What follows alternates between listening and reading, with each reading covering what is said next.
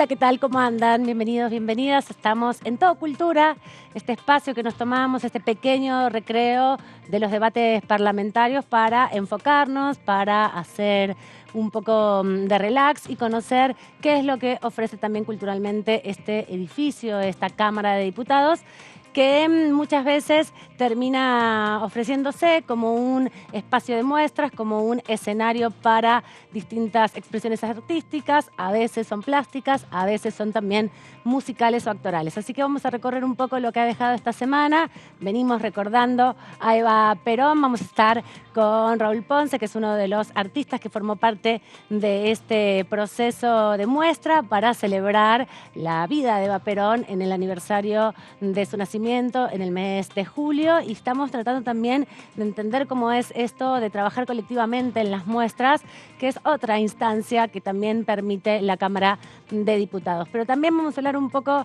de Malvinas, vamos a hablar de cómo es contar la historia de Malvinas desde otros registros, que no son siempre los registros documentales, que no son siempre los registros reflexivos, sino que tienen que ver con la puesta del cuerpo en escena. Y vamos a estar con Rubén Otero, que además de ser combatiente, es actor, es músico, participó de varios proyectos audiovisuales y queríamos compartir con ustedes también su historia y las emociones, ¿no?, que implican repensar Malvinas desde otras perspectivas.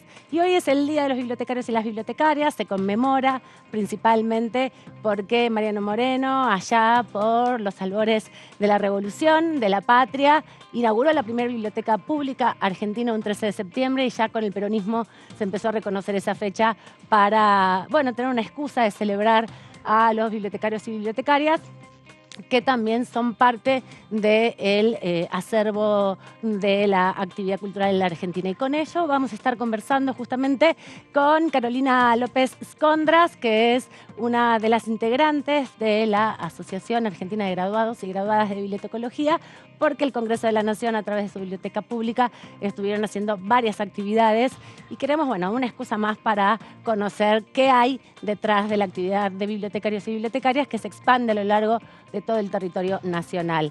Empezamos, como siempre, con nuestras curiosidades. Estamos en el Día del Bibliotecario y la Bibliotecaria. La Hemeroteca del Congreso es parte de todo ese espacio que recupera la historia impresa de nuestra Argentina y queremos seguir recorriéndola con ustedes.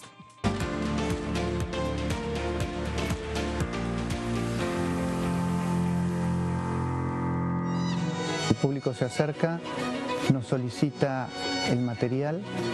Generalmente el acceso que tenemos es por título y por fecha, por lo cual pedimos a los investigadores o a las personas que se acercan hacer ese itinerario entre lo que es una búsqueda temática o una búsqueda histórica o puntual, como puede ser un personaje de la historia, una fotografía determinada, una noticia determinada, hacer ese itinerario de investigación hasta lograr una fecha y un título determinado.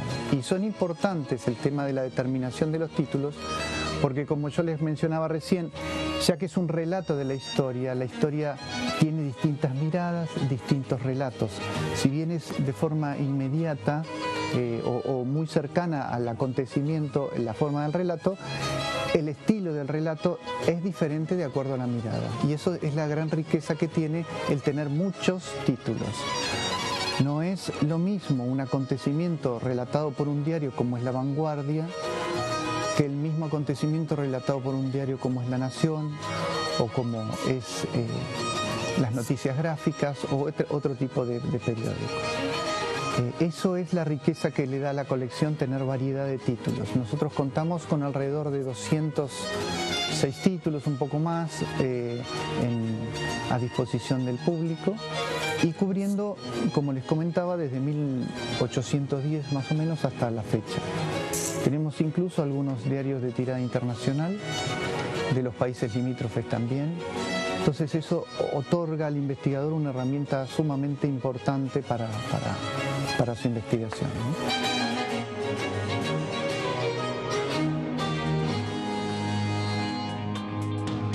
Hermosa la hemeroteca de la Biblioteca del Congreso, un lugar para revisar los antiguos diarios, cómo la prensa también iba retratando los eventos culturales, políticos de la Argentina, y en estos tiempos electorales siempre es bueno repasar la propia historia, ¿no? Principalmente para no repetirla y tener mejores condiciones hacia el presente y el futuro. Nuestro primer entrevistador, Raúl Ponce, ¿cómo estás? Bienvenido. Estoy muy bien y agradezco la invitación. Sos artista plástico, sos tucumano y participaste de esta muestra colectiva en homenaje a Eva Perón. Exactamente, acá en el Congreso de la Nación participé de esta muestra que de todas maneras sigue, va a seguir rotando en distintos lugares y con distintas propuestas, incluso algún otro artista que se incorpora al grupo. ¿Cómo surge que salga de acá hacia otros espacios? Y porque intentamos difundir de alguna manera la imagen de Evita, que la transmitimos plásticamente, cada artista en su estilo, obviamente, o en su forma de encarar esta problemática, y nos parece interesante llevarla a distintos lugares e incluso ampliar el número de participantes si fuera posible. Como hacer como una multiplicación de imágenes. Una multiplicación de imágenes, exactamente, está perfectamente. ¿Y vos cuando te sumaste a la muestra ya tenías un cuadro sobre Eva? ¿Lo hiciste especialmente para la muestra? Sí, lo hice especialmente para la muestra, sí, es un cuadro sobre Eva Perón, dirigiéndose a la multitud, a la gran multitud, porque bueno, sabemos cómo fue la época de Eva Perón. Yo soy un hombre bastante grande, de manera que vivía algo de aquella época. Wow, tenés también esos recuerdos propios, ¿no? Que tengo a veces recuerdos es propios de la época, sí. Yo soy tucumano, vivía en un lugar, no la capital, sino en un pueblo, donde veía realmente cómo los trabajadores podrían construirse su casa, comprar sus cosas e incluso divertirse, ¿por qué no? Porque había económicamente se notaba que había hacían su casita, por ejemplo, su casa. Y bueno, el salario rendía. Y la zafra era muy importante en aquel tiempo en Tucumán. ¿Y cómo fue para vos venirte de ese Tucumán a Buenos Aires? Me contabas que en el 68, 69 viniste para acá. Sí, vine acá a Buenos Aires y bueno, fue un cambio muy grande porque yo desde mi lugar de origen, que se llamaba Los Gutiérrez, bueno, estudié en la capital, hice todo, estudié mucho. Hice las Bellas Artes en el secundario y en la universidad el Departamento de Artes. En la Escuela Nacional de Tucumán, una universidad muy importante. En la Escuela de Bellas Artes, sí, porque, bueno, cuando yo llegué ya no estaban los grandes artistas que habían ido a Tucumán, como Lajo Salay, que es húngaro, Spilimbergo, sí estaba un gran grabador que es Pompeyo Audiver, bueno, que ya falleció, pero sí de los grandes artistas. De todas maneras también había grandes artistas tucumanos que fueron mis maestros y que yo recuerdo con cariño. ¿Ese Pompeyo Audiver tiene un homónimo? ¿Tiene alguna relación con el actor? Creo que es el abuelo. Ah, mira. Sí, tiene una relación directa. El hijo no es, así que es el abuelo. No, tiene una relación sanguínea. No, por esto con la razón de edad no es el padre, el actor, sino el abuelo. Mira, parece que también heredó la pasión por la pintura el actor Pompeyo Audiver. Sí, la pasión por el arte. Sí. Te quería preguntar cómo había sido tu relación. Justamente me comentabas recién que empezaste en la secundaria a pintar. Antes habías tenido inquietudes desde niño. ¿Sos de los que estaban en el fondo pintando todo el día con el cuaderno? No, en realidad en aquel tiempo no había la educación para el arte. Y los chicos, dibujar bien significaba dibujar bien un retrato, por ejemplo. A mí me salían bien. Y ahora la enseñanza artística a los niños es muy distinta. Bueno, sí, desde chico tuve la intención de ser artista. Es más, voy a contar una anécdota. Mi madre, que era analfabeta, fue llamada por la maestra de la escuela diciéndole: este chico es muy inteligente y debería estudiar comercial. Y mi mamá me preguntó: ¿vos qué querés estudiar? Bellas Artes. Fui a Bellas Artes. Y te hizo caso, menos mal. Sí, menos mal. Sí. Y en todos estos años de trayectoria, ¿con qué dificultades te encontraste? ¿Con qué cosas que dijiste, wow, qué bueno que elegiste camino? Es un camino difícil, pero es un camino Esto es de la época del 75, bueno, era el 75, de la época de la dictadura. Wow. Estos también que tienen que ver con lo testimonial en este caso. Perfecto. ¿Y esto es Sí, lápiz? esto también, sí, es lápiz. Es lápiz sobre Sobre papel. papel. ¿Y son obras grandes o pequeñas? Son obras relativamente pequeñas, 50 por 70, que es un Bien. tamaño estándar. Esta también es de aquella Impresionante. época. Estas que está mostrando ahora son de la época de la dictadura militar, del 75 y 76. Me contabas justamente que venías desde muy pequeño con la trayectoria y bueno, con ya como artista con las dificultades que es construirse un propio camino, pero en ese proceso también encontrarte con un montón de compañeros y de compañeras. ¿Cómo ha sido ese vínculo? Quiero retomar después un poco más sobre tu experiencia durante la dictadura, pero lo dejamos para un poquito más adelante. Bien. No, yo cuando me trasladé a Buenos Aires, en el 70 hacía muy poquito que había terminado mi carrera en la Universidad de Tucumán y me trasladé a Buenos Aires. Y bueno, acá sí realmente empecé a crecer como artista y empecé a crecer también políticamente. De manera que tuve mi militancia en aquella época, militancia en la izquierda. Me considero un hombre de izquierda, pero tengo una gran simpatía por el peronismo. Bien. Digamos que lo viví siendo muy joven y lo viví después, bueno, con la contradicción de Menem. Y después con el gobierno de Néstor y Cristina. De Kirchner y de Cristina. Bueno, ahí te reencontraste un poco con el peronismo. Me reencontré un poco con el peronismo, sí. Y eso que vos decías, esa conjugación entre tu trayectoria como artista y también la toma de conciencia un poco más militante de la política, pintar en la dictadura, pintar como un espacio de resistencia, como un testimonio del horror. ¿Cómo fuiste tramitándolo en esos momentos? Mira, yo respecto a lo testimonial en el arte, no soy un fervoroso defensor de lo testimonial. Lo hago a veces y en otras circunstancias no. En este caso, ¿por qué sí? Bueno, hay hay poquitas que no son testimoniales, casi todas las fotos que traje son testimoniales, pero yo creo que el arte en realidad es una de las pocos lugares o disciplinas donde podemos ser totalmente libres, o casi totalmente libres, para ser más exacto. Y por lo tanto podemos ser abstractos, podemos ser figurativos, podemos dar testimonio o no político. Yo en la época de la dictadura sí hice un arte testimonial y ahora lo hago a veces y a veces no. ¿Te gusta moverte en las dos en las dos situaciones? Corrientes, pero respeto a quien elige hacer arte testimonial, porque justamente por lo que decía de la libertad de las personas. Recuerdo, por ejemplo, respecto a esto, recuerdo a dos grandes artistas. Uno, Carpani, que tiene una clara militancia política en un partido político determinado, el peronismo, y realiza toda su obra, o casi toda, en ese sentido. Y hay otro artista, que ahora no se lo recuerda tanto, pero un gran artista, Raúl Loza, que era militante del Partido Comunista y tenía una obra totalmente abstracta. Es la obra esa que se reconoce de muchas intervenciones del PC, que son como esas figuras, esos rostros que no son tan figurativos, justamente. ¿Ese es artista? No, Raúl Loza era absolutamente abstracto. Totalmente abstracto. Ninguna figura humana. Nada que fuera testimonial. Creo que tenía sus presiones dentro del Partido Comunista, él era militante del Partido Comunista, pero de todas maneras él creía que el arte estaba en otros caminos. De manera que quien hace arte testimonial merece todo mi respeto, quien no lo hace también. ¿Y por qué querías dejar testimonio del horror de aquel momento? ¿Era por las inquietudes del tiempo o porque... Bueno, la censura es parte también de una forma de... La censura, la violencia de la época era realmente terrible. Todos o muchos hemos sufrido ciertas persecuciones. Yo he tenido gente muy cercana afectivamente a mí que han desaparecido.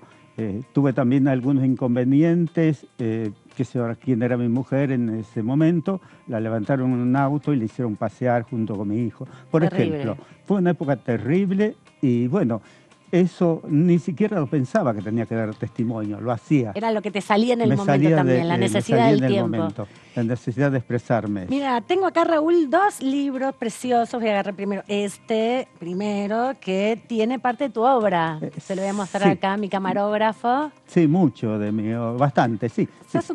bueno, Sí. tenés una gran trayectoria, entonces has producido mucho material. Sí, es mucho más que esto. Voy a ir Sí. pasando para que también lo podamos ir viendo. Sí, esas son las de la época de la dictadura, las que estás mostrando ahora. Mira, justo agarré de Sí, casualidad. sí, salió ahí. Sí. Voy a volver a moverlo. Por ahí, estos que están más acá, ¿de qué otras épocas son? No, estos son de épocas más actuales. cercanas. Esta es justamente un Quijote, por eso digo que puedo hacer distintas cosas que no necesariamente las fantasías del Quijote con Dulcinea o algo así. Sí, qué hermoso. Y además todos en papel y lápiz, o haces con otras técnicas. No, yo siempre he sido muy curioso con las técnicas. Hice arte digital. Ah, mira. Que debe haber ahí algo. Ahora lo buscamos. Hice arte digital, hice esgrafiado, que es una técnica donde se va sacando, en vez de, es un poco similar al grabado, pero con la diferencia que queda listo en el momento. Ajá. Hice muchas técnicas. ¿Cuál es la que más te gusta? Y con la época hice también arte digital. ¿Qué me decías del arte digital en relación justamente, esto, por ejemplo? No. Esto es pastel, estas dos son pastel. Perfecto. Pasteles, esta sobre tela, aquella sobre papel. De manera que se incursioné por distintas técnicas. No sé, tengo cierta curiosidad, o no sé, por épocas tomo determinada técnica y la hago, otra época hago otra, ahora estoy en la acuarela. Ah, me encanta. No, distintas cosas. ¿Te da más facilidad, eso, digamos, más libertad? Son momentos. Son momentos. Así, pero yo si tuviera que definirme, me definiría como dibujante. Perfecto. Y esto que me trajiste también, Brunelda, sobre una versión del texto América de Kafka. ¿Es una novela gráfica? ¿Vos Es una historieta experimental, para decirlo de alguna manera. Bueno, se me ocurrió en algún momento hacer eso. ¿Y cómo fue que se te ocurrió? Digo, ¿es porque siempre se te planteó esto de hacer pequeñas historias de algún texto que te interesara?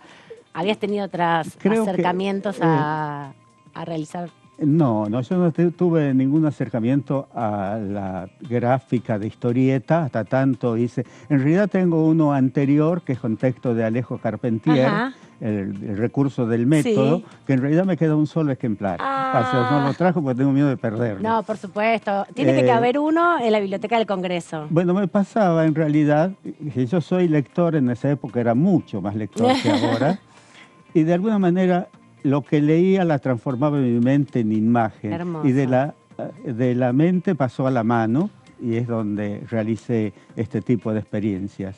Hermoso, Raúl, todas las historias que nos contaste, hermosa tu colaboración también en esta muestra colectiva que fue la excusa para conocerte. Y gracias por tu aporte al arte y también por tu compromiso político, que es fundamental también. Bueno, muchas gracias. Nosotros nos vamos a repasar las recomendaciones del diputado Carlos Selva del Frente de Todo, que además, como bien decimos, es el presidente de la Comisión de la Biblioteca de aquí del Congreso de la Nación.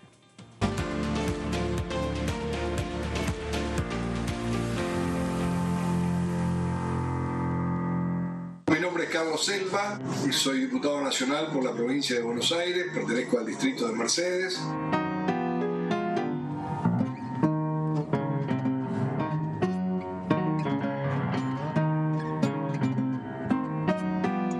Es algo que justamente les quería recomendar o aconsejar. Nosotros tenemos un calendario cultural muy importante, con una importante cantidad de fiestas, que algunas empezaron siendo fiestas provinciales, primero fiestas netamente municipales, y han tomado un tamiz y una proyección que hoy nos permite, en dos particularmente, son dos fiestas nacionales que tienen más de 40 años cada una es la Fiesta Nacional del Salame.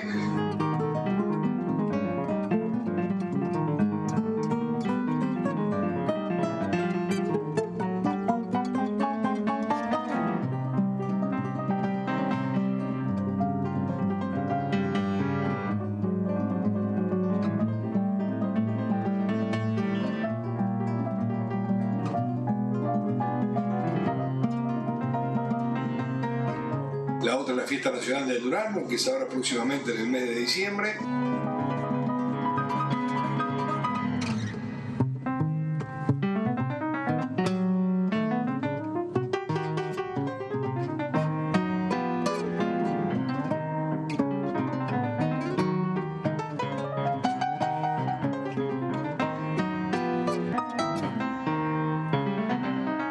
Poderme comunicar con ustedes, invitarlos a que conozcan Mercedes, está a 100 kilómetros de la capital federal, tomándolo, es una ciudad que en algún momento fue considerada la perla del oeste y hoy orgullosamente podemos decir que hacemos un esfuerzo para que siga siendo considerada de la misma manera.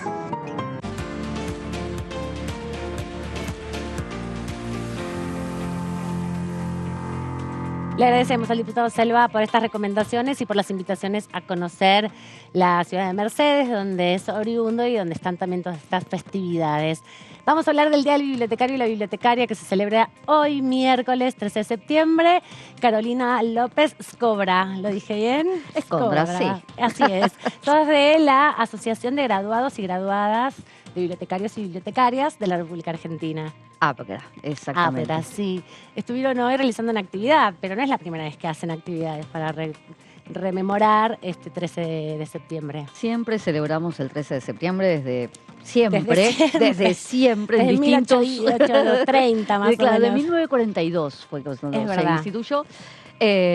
Y siempre tratamos de celebrarlo. Hay años que se ha hecho en la sede y hace un par de años que lo venimos haciendo acá en la Biblioteca del Congreso. También se celebra en la Biblioteca Nacional y bueno, cada una de sus bibliotecas también lo celebra.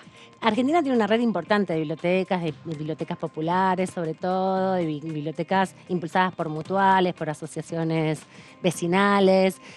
¿Cómo definirías el rol de un bibliotecario y una bibliotecaria para la comunidad? Mira, hay mucho mito alrededor de las bibliotecas, de los bibliotecarios y todo lo demás, ¿no? Entonces es muy importante entender realmente qué es lo que hace, En realidad el bibliotecario es un gestor de información. Esto quiere decir que está en el medio entre quien necesita una información y quien la tiene. Ejemplo, recién el señor que se acaba de ir, Raúl, seguramente necesita un tipo de información que es diferente al que necesitas vos, sí, o al que necesita un Carlos Selva. Un diputado nacional. Un diputado nacional. Entonces, depende del tipo de biblioteca, el tipo de material que tiene. Y el bibliotecario lo que hace esto, un músico necesita partituras. Un artista plástico, historia del arte o técnicas, por ejemplo. O técnicas o no sé, referentes. Exacto, referencias históricas. Y no solo eso, sino que capaz que lo que necesita es la guía de museos de la ciudad para saber dónde presentarse. O, por ejemplo, necesita la información de cómo presentarse al Fondo Nacional de las Artes para presentarse a concurso y convocatoria. O saber, por ejemplo, todas las líneas de subvenciones que hay para el arte a nivel nacional e internacional. ¿Toda esa información tienen los bibliotecarios o saben dónde encontrarla? Claro, no la sabemos. Lo que sí sabemos es cómo encontrarla. O sea, nosotros estudiamos para saber ese tipo de cosas. Wow. Y aparte, como va variando, porque la información, obviamente, de 10 años a esta parte, te imaginarás que cambió en sus formatos y en su forma, qué sé yo. Por eso, hoy Alejandro Santa de lo que hablaba era que el bibliotecario todo el tiempo está mutando.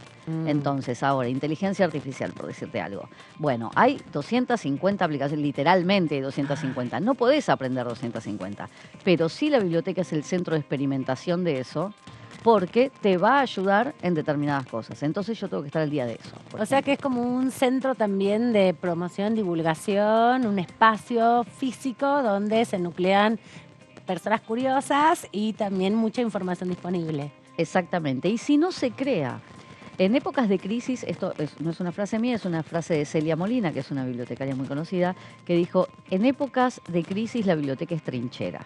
Bien. Y me dio un ejemplo concreto. En la crisis del 2001, las bibliotecas populares, que ahora te voy a decir las diferencias de bibliotecas, como para ir separando un poco, ¿no? Se convirtieron en el Club del Trueque, porque era lo que necesitaba en ese momento la comunidad. Entonces la biblioteca se transforma si es necesario. Ahora vamos a seguir un segundito, te pido una pausita. Vamos a seguir con un poco de música honorable aquí en Todo Cultura.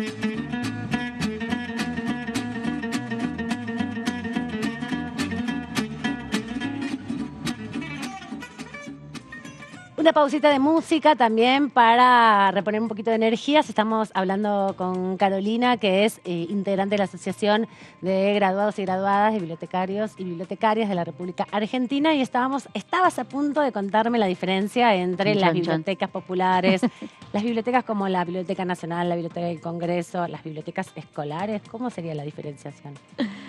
Se diferencian en sus tipos de usuario, sus tipos de colecciones. Siempre insisto, la idea es ser el puente informativo. En realidad es defender el derecho al libre acceso a la información, que está muy, está muy pegado a la libertad de prensa. Es el mismo derecho, digamos. Bien. Entonces, así como las escuelas defienden el derecho a la educación, los hospitales a la salud, las bibliotecas defienden el derecho al acceso a una información de calidad. Y también tiene que ver con estas brechas. Cuando digo brechas, hablo de brechas digitales, que obviamente una persona que tiene y que maneja Internet, por ejemplo, tiene posibilidades muy diferentes a una persona que no lo hace, así como en otra época estaban las personas que sabían leer y las que no lo sabían. Exacto. Entonces las bibliotecas también se transformaban junto con la educación en alguien que trataba de que esa brecha se achique. En el tema de la brecha tecnológica, las bibliotecas ocupan también ese mismo espacio. Tienen varios objetivos. Las diferencias de las bibliotecas es que en las bibliotecas populares, las que forman parte de la CONAVIP... De la CONAVIP, exacto, que tuvo una ley de acá del Congreso. Exactamente, muy debatido, porque bueno, estaban en juego, hay más de 2.000 bibliotecas que están inscriptas en CONAVIP. ¿Qué significa que están inscriptas en CONAVIP? Que tienen una serie de aspectos de cuestiones legales y jurídicas que cumplen con eso. Y todos los años presentan informes porque son asociaciones civiles. Y esa es una gran diferencia con otras bibliotecas como la del Congreso. La del Congreso es una pública, junto con la nacional, junto con la de maestros y maestras, que, y con tantas otras, que el Estado las subvenciona. Y además donde tienen que estar las publicaciones que se hacen en el país en determinada cantidad, ¿no? Que es también como un reservorio de todo lo que se publica. Bueno, eso también es todo un mundo súper complejo. Bueno, no entremos en ese súper problema. complejo. Claro, porque es muy difícil llevar a cabo eso. Pero sí, efectivamente es así. Pero las bibliotecas populares se conforman como un club, por eso tienen socios y por eso son asociaciones civiles y por eso en cuestión de recursos las leyes son fundamentales para que puedan ayudarlas, porque si no son muy débiles en ese sentido. Esa es la diferencia. Y hay muchas esta que vos decías, las barriales, que no se llegan a tener esta legal y claro, a consolidar y a ser parte de la CONAVIP, pero no quiere decir que no existan. Entonces, si hay 3.000, entre 2.000 y 3.000 anotadas en CONAVIP, calcularle otras 1.000 y pico, fácil, que también está, pues siempre preguntan, bueno, pero ¿cuántos bibliotecarios hay? ¿Pero cuántas bibliotecas hay? Entonces uno empieza a hacer medio cuentas en el aire y te digo, bueno, hay 60.000 instituciones escolares de todos los niveles, universidades, más los ministerios, más todo lo que sea función pública, digamos, más las empresas, porque las empresas tienen sus propios archivos y bibliotecas. Bueno, empecé a sumar, son muchos. ¿Cómo te hiciste bibliotecaria? Por una apuesta. Sí, literalmente. Tengo una madre bibliotecaria, había empezado la carrera. Y yo, por supuesto, al segundo día que me tuve que levantar temprano, ya no quería saber nada. Y ella me dijo claramente a que no llegas a una tercera clase. Y como soy muy porfiada, y ella lo sabe, por eso me jugó con esa, justo tuve la suerte, yo estudié en Monte Grande, en un instituto terciario, en el conurbano bonaerense, tuve la suerte, no me preguntes por qué, planeta, que había una persona, Rosa, que era de la Biblioteca Nacional de Cuba, en el mismo lugar, sentada, frente a una persona de la Biblioteca del Congreso de Washington. Uy, qué interesante. Estamos hablando fines de los 90. O sea, dos Pleno mundos. bloqueo. Dos mundos. Entonces, mientras uno decía, nosotros sacamos fotocopias así, la otra decía, nosotros el lápiz y damos vuelta a la hoja. O sea, terribles dos realidades distintas. Pero al final, lo que dijeron fue que los dos tenían el mismo objetivo, que era elevar el nivel cultural de la sociedad donde estaban. Y a mí ahí fue como... Sí. No sé qué hubiese sido realmente de mi carrera si no me cruzaba con esas dos personas y llegaba en ese lugar. Hermosa historia, Carolina. Gracias por compartirla con nosotros y con nosotros acá en Tocultura. Gracias también por ese trabajo inmenso que hacen desde la asociación, que permiten que todos nosotros accedamos a bibliotecas con esa capacidad de guiarnos en el conocimiento. Así que es un gran valor y pues, feliz día. Muchísimas gracias. Un placer. Carolina López Scondras estuvo con nosotras de la Asociación de Graduados y Graduadas de Bibliotecólogos y Bibliotecólogas de la República Argentina. Nos vamos a la pausa, volvemos inmediatamente que tenemos mucho más. Nos metemos con el tema Malvinas, que siempre es fundamental aquí en el Congreso.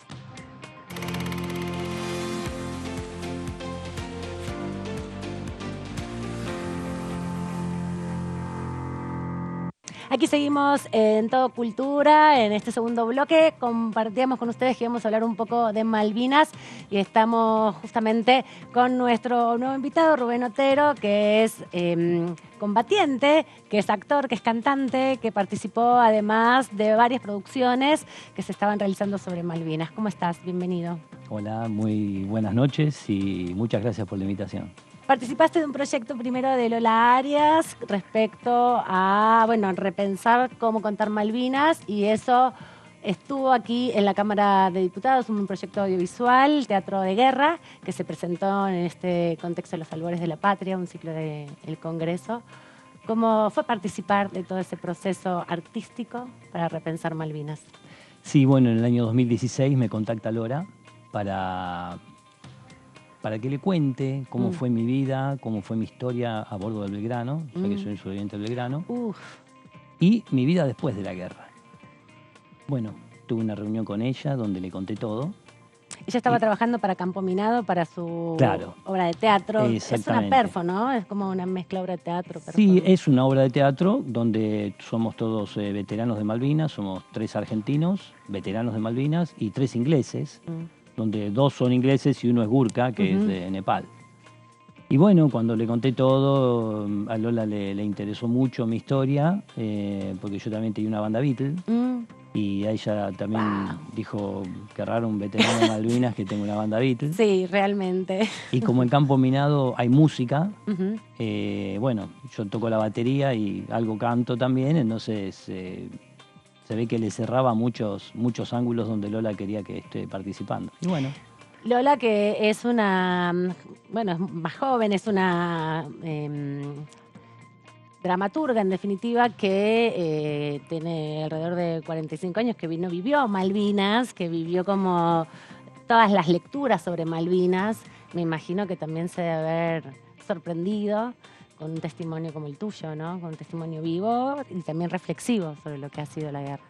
Sí, yo creo que no solamente con el mío, sino con los de mis otros compañeros también, incluso con el de los ingleses también, ¿no? Porque cuando empezamos a escuchar la historia de ellos, como que no fue tan fácil para ellos el tema de Malvinas.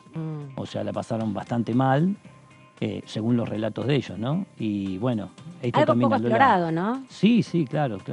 Y a Lola esto también le llamó la atención, o sea, a partir de que ellos eran profesionales, también la pasaron muy mal en la guerra. Entonces, esa igualdad con los soldados argentinos, bueno, da una paridad en la guerra que quizás nadie se la imagina.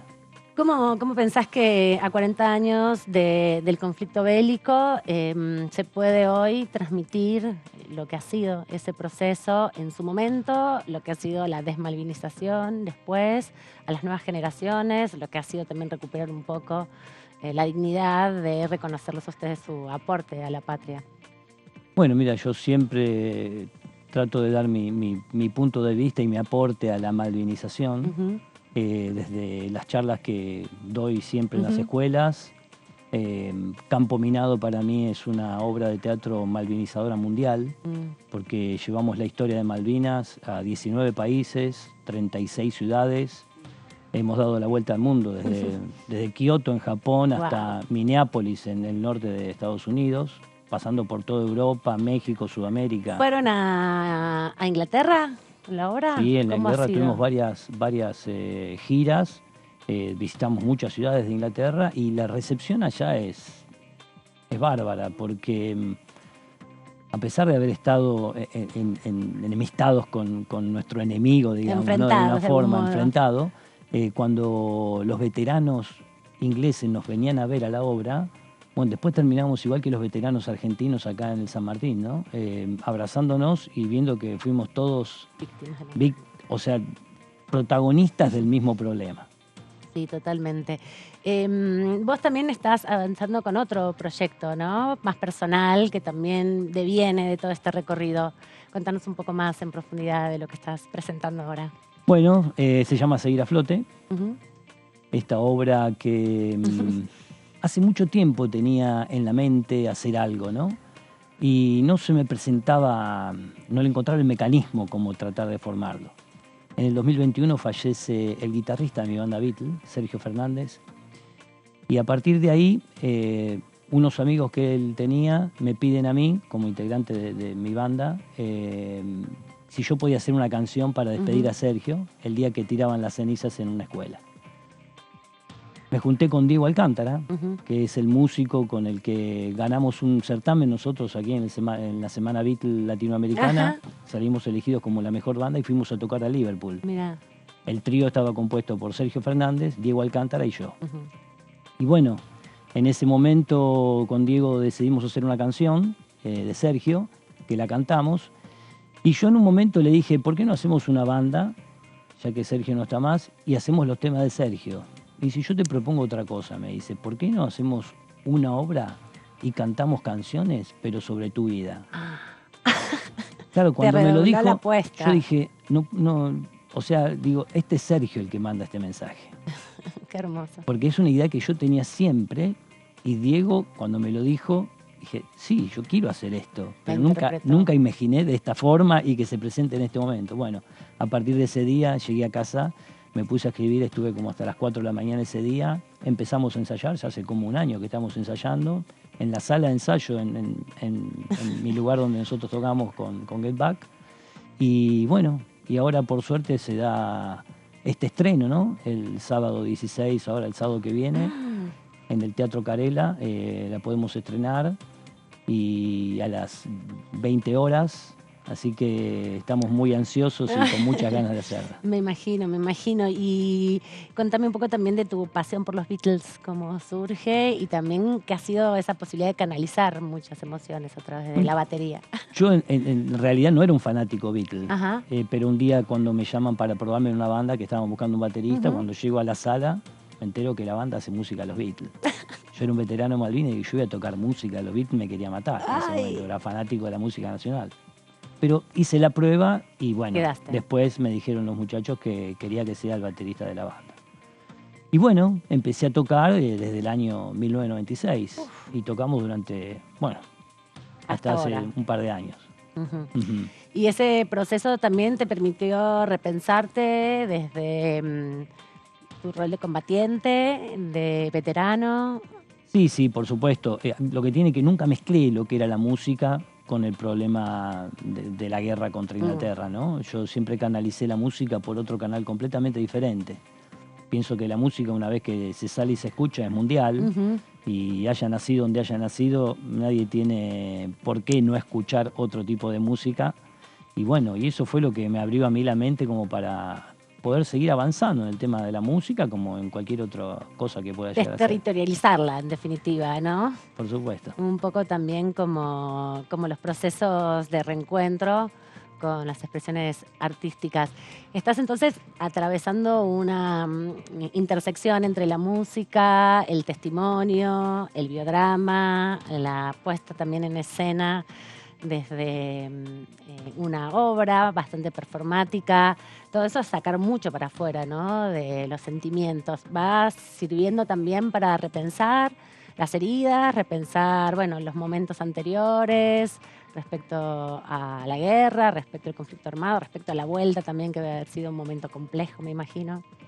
Sí, hace repensar todo. Es algo que en el momento que yo me salvé del Belgrano hice una promesa a los héroes, donde dije que siempre que esté la oportunidad de prestar testimonio y hacer algo en homenaje a ellos lo iba a hacer, mientras tenga las fuerzas para hacerlo. Y esta obra tiene mucho que ver con eso también, ya que es también mantener viva la llama Malvinas, que a pesar de hacer 40 y pico de años que pasó esto, nosotros seguimos estando, los veteranos, con algunos con unos problemas, otros con menos, pero bueno, que la gente escuche las historias de nuestra voz ahora que estamos, y no que el día de mañana sean los libros que escriban algunas cosas que quizás no sean tan reales como las realmente son. Totalmente. ¿Tuviste oportunidad en algún momento de volver a Malvinas? ¿Te gustaría volver a Malvinas? ¿Crees que eso es una etapa que no da para revisitar? No es que nunca fui a Malvinas. Bueno, porque claro, estuve en el Belgrano. Estuviste en el Belgrano. Pero la verdad que sí, me gustaría ir a visitar las islas, y en algún momento pienso que se va a dar la oportunidad y la podré ir a visitar. Uh-huh. Te quería preguntar también, conversábamos hace un ratito sobre el impacto que tiene tu testimonio cuando vas a las escuelas, con las juventudes, con las infancias. ¿Cómo es ese vínculo de transmitir a nuevas generaciones? Te preguntaba también hace un ratito, pero en tu experiencia, ¿qué cosas así te resuenan de esas visitas? ¿Te quedan así como en la memoria como atesoramientos? Sí, es muy lindo las charlas en las escuelas porque los chicos prestan muchísima atención cuando vas contando. Cuando terminás la charla vienen a abrazarte, quieren sacarse fotos. Tuve muchas experiencias muy diferentes, desde ir a una escuela donde los chicos eran ciegos y me senté en una grada, por ejemplo, yo les contaba la historia, y cuando termino la historia, dice, ¿nos podemos acercar a tocarte? Por supuesto, le digo, claro que sí. Entonces sentaban y me tocan, ¿no tenés el uniforme militar? ¿No tenés armas? No, digo, soy una persona que camina en la calle como cualquiera, digo, no soy militar. Y esas cosas, como vos llegás a contar algo y la imaginación de la otra persona a dónde llega a mover, es una cosa increíble. Y bueno, y los chicos de las escuelas, cuando termino, que me hacen, me regalan cosas, y la verdad que todo ese afecto que uno recibe en agradecimiento a lo que hicimos es muy, muy gratificante. Hermoso, bueno, me encanta. Gracias, Rubén, por venir. Ahora vas a cantarnos un poquito para hacer un anticipo. No sé si específicamente de lo que se verá este fin de semana, este sábado, sino, bueno, también poder escucharte es muy, muy gratificante. Gracias por todo, por tu testimonio, por estar aquí, por tu aporte también a la patria y por el reconocimiento también por estar en Malvinas. Siempre, bueno, para todos nosotros es un orgullo. Bueno, muchas gracias. Recuerden todos que es en el Teatro Carlos Carela. Estamos todos los sábados a las 8 de la noche. Las entradas están por Plateanet, así que los esperamos. No sabemos hasta cuándo vamos a estar, por ahora hasta el 4 de noviembre. Bien. Pero bueno, esperamos verlos allá a todos. Muchísimas gracias. Nosotros nos vamos despidiendo. Se quedan con un poquito de música aquí en Todo Cultura. Vamos a tocar una canción que se llama Qué raro todo está, que es de Sergio Fernández. Y acá mi compañero músico Diego Alcántara me acompaña, tanto en este momento como en la obra de Seguir a Flote.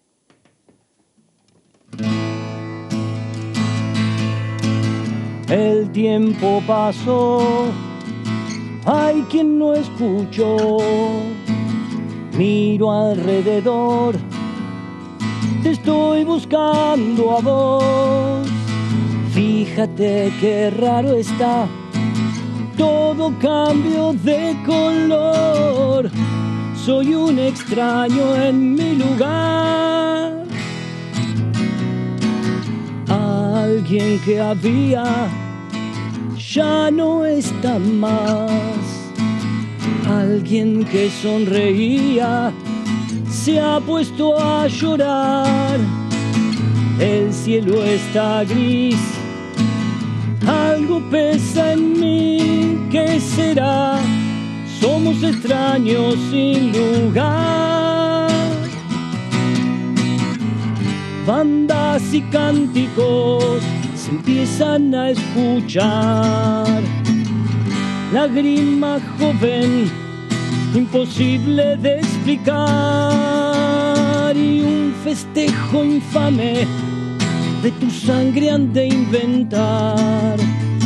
2 de abril, feriado nacional. Llega la mañana, pero no está el sol. Alguien que me llama diciendo quién soy.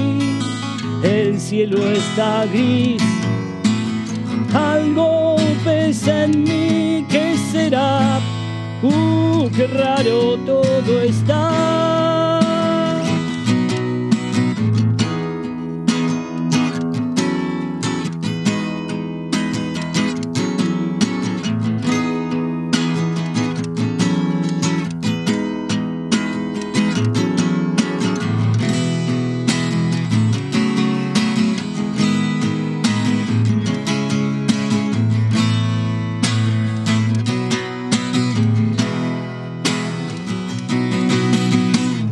Bandas y cánticos se empiezan a escuchar. Lágrima joven, imposible de explicar. Y un festejo infame de tu sangre han de inventar. En abril, feriado nacional. Llega la mañana, pero no está el sol. Alguien que me llama diciendo quién soy. El cielo está gris, algo pesa en mí, ¿qué será? Qué raro todo está, ¿qué será? Qué raro todo está, ¿qué será? Qué raro todo está.